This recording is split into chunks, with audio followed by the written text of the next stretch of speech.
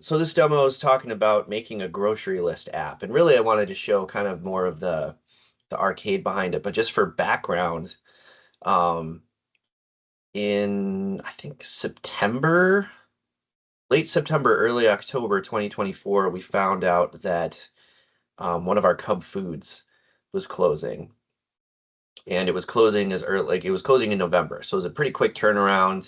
It was in an area of the city that it was more densely populated. We knew that it was an area that generally had lower income. There were potential transportation access issues and stuff like that. So the city really, we wanted to try to just like get on top of it and try to help people get information about what other grocery stores were available in the area. And really just, I think I just throughout the process I was going, and this also happened to be my own grocery store because it was as closest to my house, but was just kind of taking photos as they were closing down. So this was like the produce section was one of the first things that went away. But you can kind of just see like what like this is the store was technically still open, but it was starting to close. So what we decided to do is was to make an app where people could go and look at other grocery stores that were within about a mile or so of this Cub Foods and see and compare what kinds of products they had compared to others. So the first thing I did, and I didn't take a photo of it, unfortunately, um, was I went really old school and I went to the Cub Foods with a notepad and a pen. And I walked up and down the aisles to just kind of inventory like what types of food are available at that grocery store. And that is what um, this spreadsheet is the cleaned up version of the notes that I took of just kind of like what general things were available, and then I kind of tried to categorize them because the idea was, okay, if we're going to provide a list, we want to make it as easy as possible for people to kind of scan it or skim it and see what was available. So this was the list that I was able to come up with. And then what we did was we used Survey 123. We used the web designer for this one, so there's a little bit of contrast. Again, this was also because this closure was imminent, and so I was trying to think of the good analogy, like putting cart before the horse. It was like we were trying to build the cart while we were riding the horse. I don't know. It's, but basically, um, throwing this together quickly, a survey that we got a small group of people who would go out and survey all of these grocery stores. And the nice thing with Survey 123 was that because I had this spreadsheet and I have had all of these items listed, it was really easy to come in here and use the batch edit to just copy and paste to those. So it was really pretty easy to put this survey together. Um, and then one of the added benefits that became one of the main things I used in order to do the arcade was because each one of these items was placed inside of a group. If we look at the schema for these, the name of the group gets added to the beginning of the name of the field. So you can see that here's all of the bakery ones, here's all of the baking. So it kind of turned into this like prefix. So we knew what each field's category was based on the prefix it had in its field name. And that was something I kind of figured out as we went. I'm presenting the end product here, but there were many, many stages throughout this over the period of about a month that we were working to get this set up. But ultimately, the end result was this data set that we went out and created.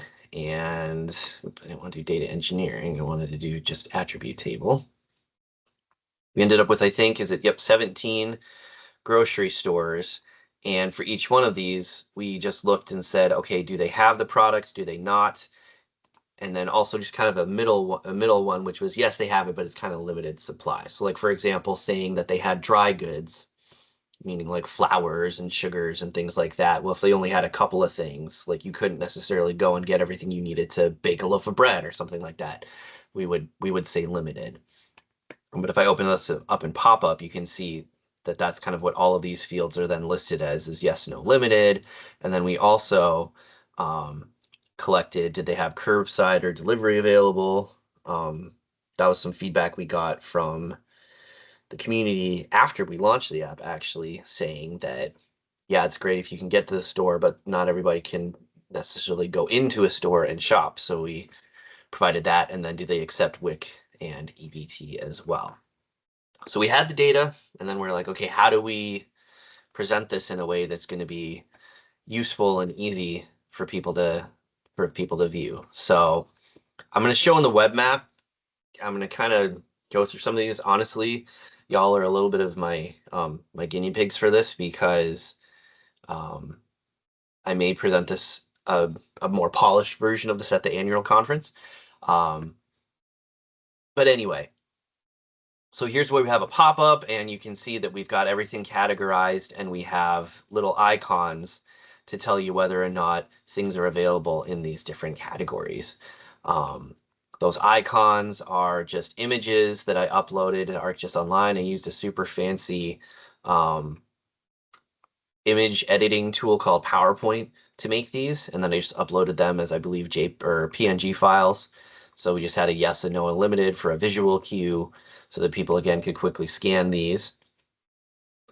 And then we also had a form that people could fill out if they saw something wrong or missing. So we just have that. That's a really quick attribute expression. But to kind of start to dive into um, the arcade that we're doing here, we did um, in the pop-up configuration, we were using arcade elements, mainly because we wanted to be able to use HTML tags. And if you've ever tried to do that using arcade attribute expressions and then a text element, it doesn't respect those. So that's why we did these in arcade expressions. And you can see here that originally we did one for each one of the categories. And then I'm also going to show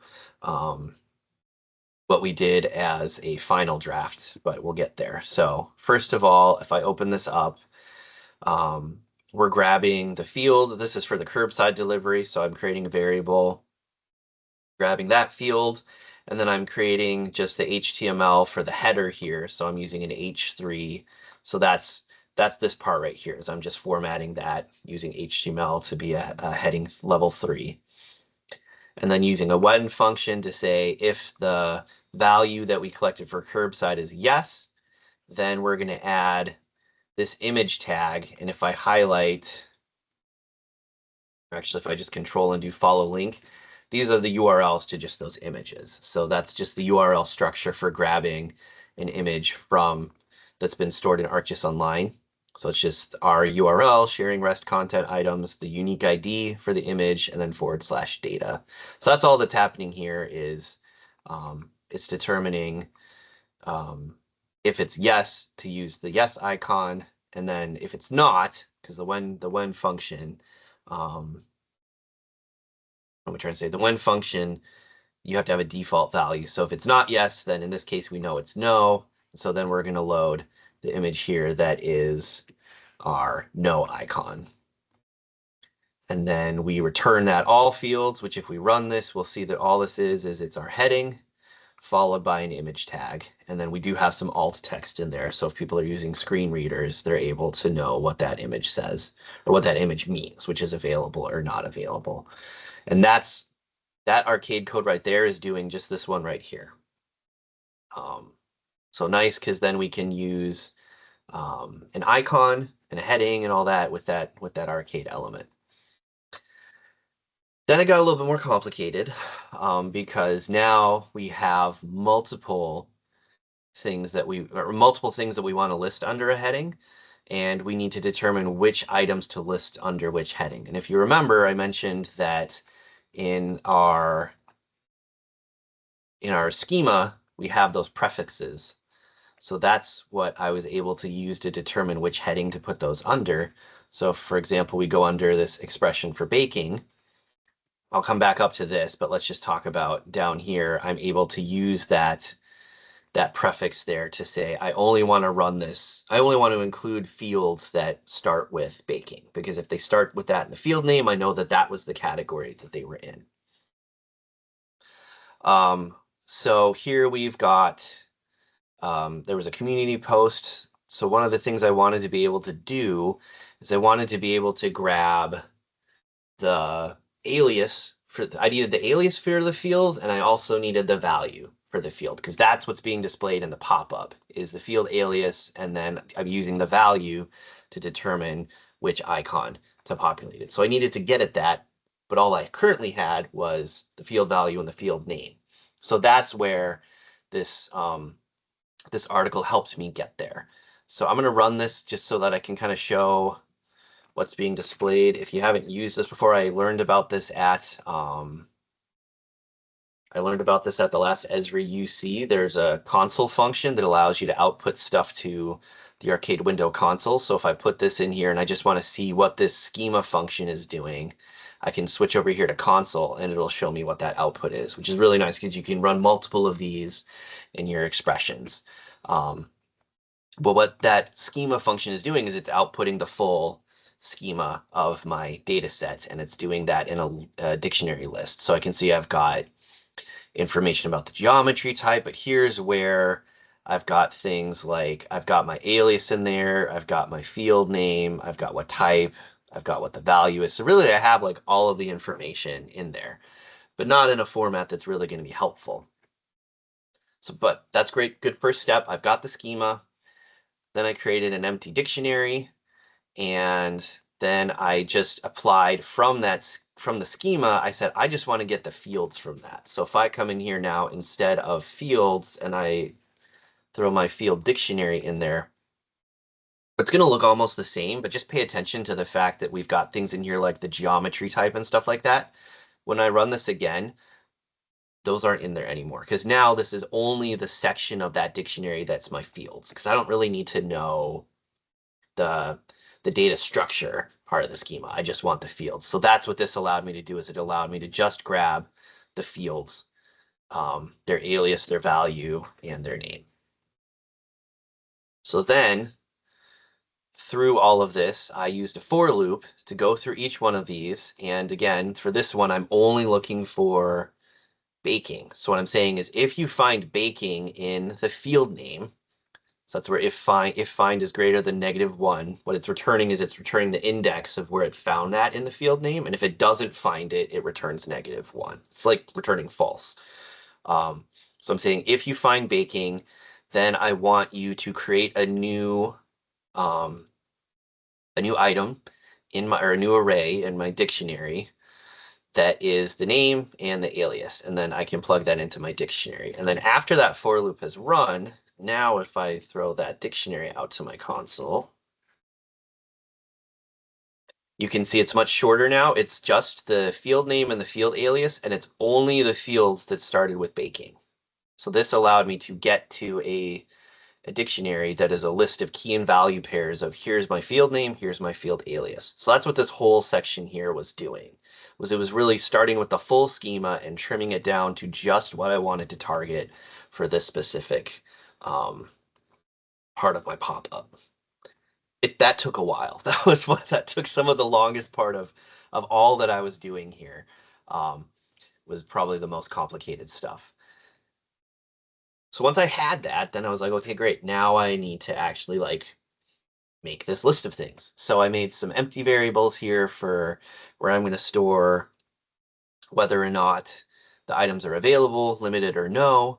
And the reason I did this is because what you'll see when I show some examples is instead of just listing everything in alphabetical order or the order that the fields are in, I wanted everything that was available to show up at the top of my list, then limited, and then no. And then from store to store, those are going to vary.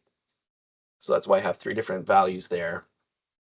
And then I'm going to grab the value from the field, and I'm also going to grab that label or that alias from the field. So just like the curbside delivery, I'm making a heading. In this case, I'm just hard coding that it's going to be called baking. I'm increasing the font size a little bit. And now I'm going to loop through my feature. And this is one of the fun things I learned about Arcade is if you're using a for loop and you just use it on your feature, it's going to loop through each one of the fields in your feature, is what that's going to do by default. So again, I'm saying in the feature, if you find baking at the beginning of the field name, I want you to grab the value from that feature, and I want you to grab the alias from that feature. And the reason I can grab that is because I'm going now at my dictionary and I'm saying grab the field value. I want you to grab the alias that's stored in that dictionary, which if we remember, let me throw that back in here. This might be helpful. Oops, make sure I'm outputting the right thing. I want to go here and I want to say, okay, if this is the field name, I want you to grab this and store it as the label. So really what it's just saying is use the field name to grab the value and grab the alias. Then what I'm going to do is I'm going to test, and I'm going to, just like I did before, is the value yes, limited, or no, and that's going to determine the image, the icon that I'm going to use, and then I'm going to plug in the alias because that's what I grabbed for that field label. And that's what that when function is doing. And then I'm going to stitch all of those together. I'm going to do any of the things that were yes on top, followed by limited, followed by no, and then I'm going to close out my HTML. And that's what we're seeing here now is we've got our heading. Anything that's available will show up on top. And that's what you're seeing here is like baking, dry goods, oil, spices are going to show up, followed by limited, followed by no. And then it's the same for every single one of these expressions. The only thing that's different is what field prefix am I looking for. So for beverages, it starts with beverages. For breakfast, it starts with breakfast. And then each one of these allowed me to generate each one of these lists. And then again, sort them based on what is or is not available. So that was great. It was working, but I looked at all of these and I was like, I've got like, I don't even know how many of these that are doing almost the exact same thing. And from um, my days of learning Python, I remembered from computer science that if you're ever writing the same code over and over again, you should think about using a function. So that's what I ended up doing next. So if I just clean up some of my tabs here, this is now the final version. So I'm not going to talk through everything again, just because I would probably do a bad job of it. But now this final version only had two arcade expressions. One was for these key services. Um, Looks more complicated. I'll come back to this function, but we're doing kind of the same thing, which is that we're grabbing we're going to grab the dictionary. Exactly am I doing that? I'm sorry, take that back. Okay, so we're going to do our text block. I just made some variables for my yes and no icons. And then what this function is going to do is it's going to take a category name and it's going to take a field name. And so then if I scroll down to where this is being used, this is where I'm then plugging in. I've got my dictionary here saying, okay, I'm going to look for whether or not they accept EBT, WIC, curbside cleanup. These are my associated fields. And I'm going to plug that in. And I'm going to do that each time using this services dictionary. So it allows me to really kind of just take everything that I just did and make it more programmatic. And so that's what's happening here is I'm going to run this function 3 times. It's doing the very similar thing, which is that it's just testing. In this case, is it yes or no? For the other ones, it's yes, no, or limited. But it's just doing that contained within a function instead. And so then I'm able to, just like I did before, list the key services, list the baking, bakery. It's the same deal here. And I know I'm going through this quickly. I will email out the links to this web map. So if you want to play around with the code, you can do that.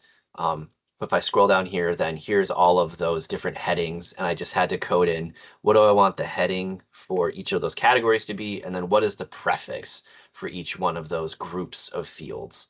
And then by doing that, I'm able to plug that into this function and then generate that list. And that's then how I was able to shorten those up and have all of these output. And then the fun part was, as I was doing all of this, everything looked great. So I was like, oh, let me go see what this looks like for another one. And I click on that and none of these load. And I was like, oh, great, this is wonderful. So I did what we're all very familiar with doing is I contacted Esri support. They actually were really great. And there's been a bug that's identified, which is like if I actually run this, it's outputting the HTML just fine. Like you could plug this into um, an HTML file and load it, and everything would look good. But for some reason, the web map is stripping everything but those headings in this case. But fortunately, our final product was an experience builder app, and it works fine in there. So here is where we've got our list of grocery stores. You can click on view details for any one of those, and then it's listing those in here, and you can see that they do populate correctly. Um, some of the other functionality that we put in here was some filtering. So we looked at, because again, we had all this data, we looked at, okay, what are some values or what are some items that are not at every store? So like, for example, one of those would be if you want gluten-free breads. Well, out of the 17, there's only 5 of them that we found. So then we can kind of help people if they have specific things they're looking for, filter these down. Or if they need stores that accept WIC, well, there's 4 stores in the area that accept those. Um, or if you need curbside and delivery. So that's what these filters are doing, are helping people find stuff that's just kind of less common at different stores.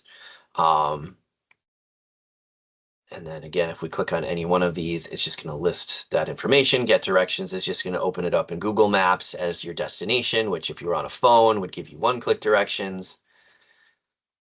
And then the other thing that we did that I'm not going to show now, but we also made one that used some arcade where you could type in your address and it would tell you which 3 stores are closest to you. Of course, that's just as the crow flies. It's not routing. But yeah, this allowed us to really quickly get this information out and available to the public. But then we promoted it through social media, through our email, our Gov delivery emails, just to let people know, because this Cub Foods is now officially closed. So just trying to help people find ideally one new grocery store so they don't have to go multiple places to get the stuff that they need. But if they do, at least trying to take on some of that mental burden for the public to be able to get that information. And then the other thing I wanted to show is, again, this is just good old-fashioned data collection. So what I did was I just exported the survey, and for all of these, we have yes, no, limited. Decided, well, can we kind of quantify just generally which stores are most comparable to Cub? So I just gave everything that was a yes. I changed this to a scoring where I said if it's a yes, I'm going to give you a point. If it's limited, I'm going to give you half a point. And then if it's a no, I'm not going to give you any points. And then totaled all of those up. And then that's when I was able to identify. So what you're seeing, the stores here that are highlighted in green are the 3 stores in the area that had the highest score, which I think they all scored like 80 or above. That's not out of 100. That was just their total score. And then we were able to then say, here's 4 other stores that have a lot of stuff, but not necessarily everything. So instead of just saying, here's 17 stores, we could also provide some just general advice to say, if you're looking for a 1-store replacement, these are your best options. But again, every household has different grocery needs, so you can still browse all of those different stores. And then that's also how then I was able to look at, for each one of the items, I was able to look at, well, what was the combined store across all of them? And then I could look at which ones, because they're scored by store, anything that has a lower score are things that are going to be available at fewer ones. So I could see that plant-based meats, gluten-free breads, those are very uncommon. So that's how I was then able to kind of determine what would be some good filters to use here. Things like baby items. There's 10 stores that provide that. Feminine products, there's only 6 stores we found those at. Hot and cold takeaway, 6 stores kind of thing. Plant-based milk was pretty uncommon, only 4 stores. Or pet supplies, because we also had a Petco in the area close at the same time, because, why not? But yeah, that was a really challenging but fun arcade exercise that I was able to go through. And it's still live. The current status of that Cub Foods is the owners, I believe, are planning to cut the space up into 3 smaller areas, which there is a lot of interest in, but there is not a new grocery store that's going to go into that location. And just to show you where that is, this is this is where the Target is. The Cub Foods was right next to it. So it's really this location right here. So that's where we were trying to show people like there are things in that area. This is not a super Target. You can get some stuff here, but you can't get everything. So that's again why we weren't just like, oh, you can go there instead. And we wanted to provide some of those alternative locations for people.